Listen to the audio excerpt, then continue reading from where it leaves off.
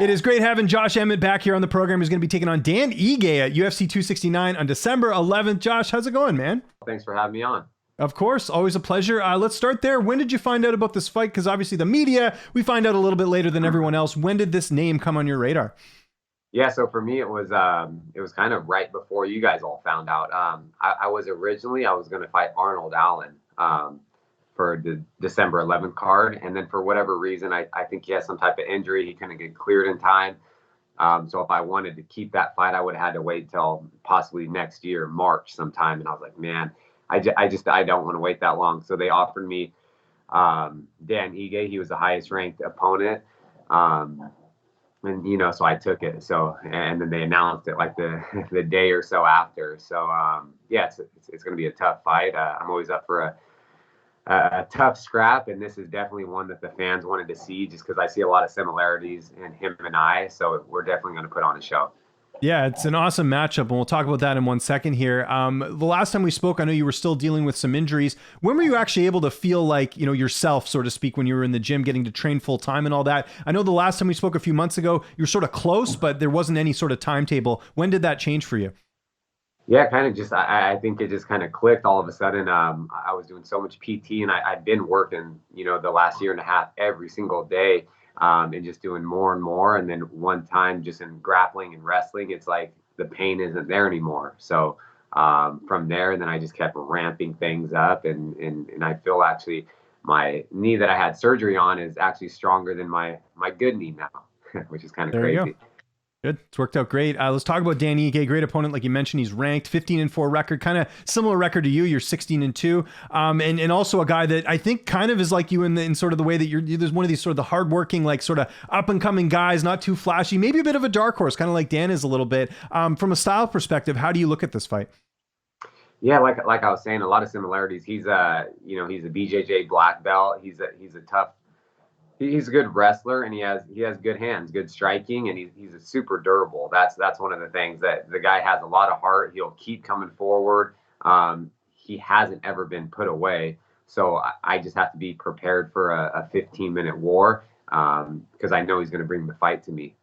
Yeah. And training camp, Team Alpha Male, who you mainly getting to work with for this one? I know there's a lot of variety in terms of training partners, but who you mainly getting to work with? Yes, same guys as always. We have so many guys in the room and all the coaches and things like that. So especially, it's kind of just the same thing for me. I have Clay Guida. He's a little bigger than Dan. He has good wrestling and, has some heavy hands. And just everybody, it's like Chad Mendez has been in the gym. He's getting ready for bare knuckle boxing. So over the course of months, we've been kind of drilling and working and doing some sparring. And I'm working with some pro boxers again. And then, of course, just, Danny Castillo, my boxing coach, Joey Rodriguez, and Chris Holdsworth, and Uriah, and just everybody. So we're kind of fine-tuning some things, and, we'll be prepared.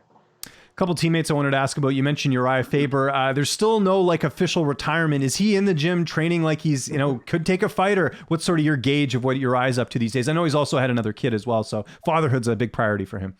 Yeah, you never know with him. He's always in the gym. He's teaching practices, he's teaching classes, he's hopping in here and there and going with the pros. And like I've always said, the guy's in better shape than a lot of these younger professionals. So that wouldn't surprise me if all of a sudden we saw that Uriah is taking another fight. He always likes to take fights around his birthday. His birthday's in May. So I'm just kind of sitting back and waiting as well. We'll see.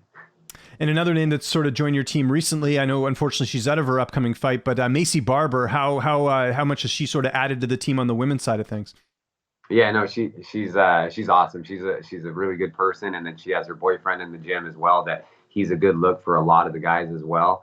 And I know she was supposed to fight on the 11th, and then she suffered an injury, which is unfortunate, so she had to pull out of that. But I think she signed a 1-year lease or a 2-year lease, something like that. So she plans on staying out here for at least a few years. And she's just a really good person and adds a lot of value to the team. good to hear. And then the last name I got to bring up, just because I'm Canadian, Mike Malott. How cool is that seeing him get the contract? Because for those in the know, like yourself, myself, because I've been following Mike's career for a while, he's a really good fighter. He's just been coaching a lot, so he hasn't been really putting the fighting thing on the forefront. But we got to see that on Contender Series. How much did that give the team a boost, just seeing him get the UFC contract? Yeah, a lot. Just like you said, he's been coaching and helping out with the team so much, and he is so talented. A lot of people don't know how really good and technical Mike is. And then he, from all the coaching, and then he became obsessed with jiu-jitsu, and his over the past few years, his jiu-jitsu game has elevated like no other. That he's one of the toughest guys to go with in the room. And then, I'm so happy for him, and he's going to go out there and get to show the world how good he is. And then the following week, we had Slava get signed too from the Contender Series. He's another one that you guys got to keep your eye out for. There you go. Great endorsement. I know the 45 cut's a little tough for you. I'll never forget that video of you just squeezing the water to your shirt, and it was like a full of sweat, which is gross, by the way. Don't go back and watch that. But how's it going? Because obviously the layoff, I know it's tough, to kind of keep the weight down. But how's everything going? We got a little bit of time here. Yeah, no, it's going well. I work with some of the best dietitians out there and perfecting athletes, and they've helped me throughout my recovery process, getting back to just getting back to myself and just really healing from that injury. And then I've been dieting for quite some time. So I'm on track, and that's always it's always a tough thing. I feel like the weight cut is sometimes it's tougher than the fight itself. Yeah. No, I bet. How long have you been working with perfecting athletes? I feel like this is something new, or have you been working with them for a while? I've been working with them for probably a few years. Yeah. Okay, gotcha. So it's kind of new, 2 years or so. So they're awesome. No, they're great. I interviewed them years ago, and I've always sort of followed who they still work with. I think they still work with Calvin Cater and Rob Fun and a few of the other fighters as well. So that's cool that you're part of that as well. Your corner, will it be Danny Castillo? Who's going to be in the cage with you that night? Yeah, it'll be the same. It'll be Joey Rodriguez, Danny Castillo, and Chris Holdsworth.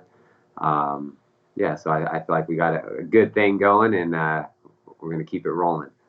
So you mentioned it there, Dan Ige, tough as nails. He's a Hawaiian. They're tough to put away. I imagine sort of a hard-fought decision is how you see this fight playing out.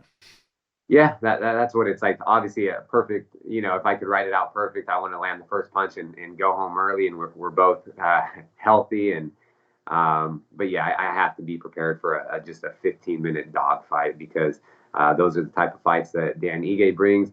That's what I'm going to bring. I've never been in a boring fight. I don't plan on being one.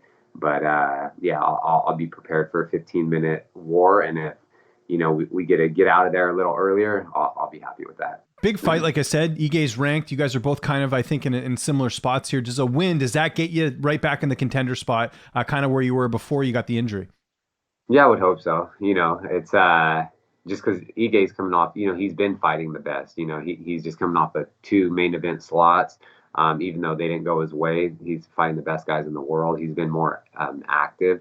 So I feel like a good performance, a big win over him, it gets me right back in the mix. And then, hopefully I'm 1 win away for fighting for the title after that. And kind of on that note as well, correct me if I'm wrong, you signed a new contract, or what's sort of your contract status right now? Yeah, I have 3 fights left. So I signed a new 4-fight deal before the Burgos fight. That's right. Okay, yeah, I was pretty sure about that as well. Downtime, what's that looking like? It must suck kind of, because I know you're a big traveler, and obviously with everything that's going on with COVID, I'm sure that's kind of compromised things. So how's that been with you and your wife? Because I know that's something you guys love doing. Yeah, no, definitely. It's something that we've talked about a lot. It's like if I didn't have all the physical therapy and the knee injury, and then obviously things weren't locked down, we would be somewhere in the world.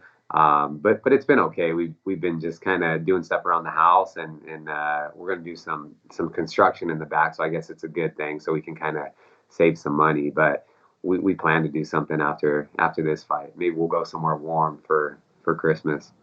And just lastly, before we get out of here, that was a really epic fight between Volkanovski and Ortega. Just your thoughts on that title fight. And, it kind of shook up the division a bit, because now you've got, Ortega losing the title fight. You've got Korean Zombie, who lost Ortega 2 fights ago. Like, I think a win here for you could really, kind of change things up a little bit, because there's a lot of movement going on in your division. Yeah, no, I thought that was a great fight. You know what I mean? It's again, Ortega showed how good he is on the feet. And then Volkanovski, he continues to just he was caught in some deep submissions, and he managed to get out of that and just keep coming forward. The guy never stopped. So in my mind, whoever is the champion is the best on the planet in the division. So it was a great fight, and like you said, all these guys in front of me, they fought and lost to guys. So I'm hoping a big win over Ige, even though our rankings are kind of far from that number one contender spot. I hope it does kind of, I don't know. You just go out there and perform well. You never know what can happen in the UFC. Maybe someone else is going to fight and someone gets injured and I can fill in or whatnot. But yeah, hopefully it can mix some things up and I can just go out there and perform the best I possibly can. And yeah, just really put on a show. And yeah, you never know. Well, you performed well in this interview, Josh, as you usually do, man. Always appreciate the time, man. It's UFC 269. This card's stacked. December 11th, pay-per-view. You don't want to miss it. Anyone you want to thank, any sponsors, any social media? I'll give you the last word.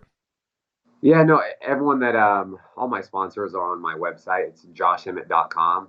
I also have some shirts dropping for UFC 269, so some apparel coming out. So that'll be on my website as well, and we'll be putting something out in the next few days. So yeah, I just appreciate everyone that's kind of been there since the beginning, and yeah, they know who they are.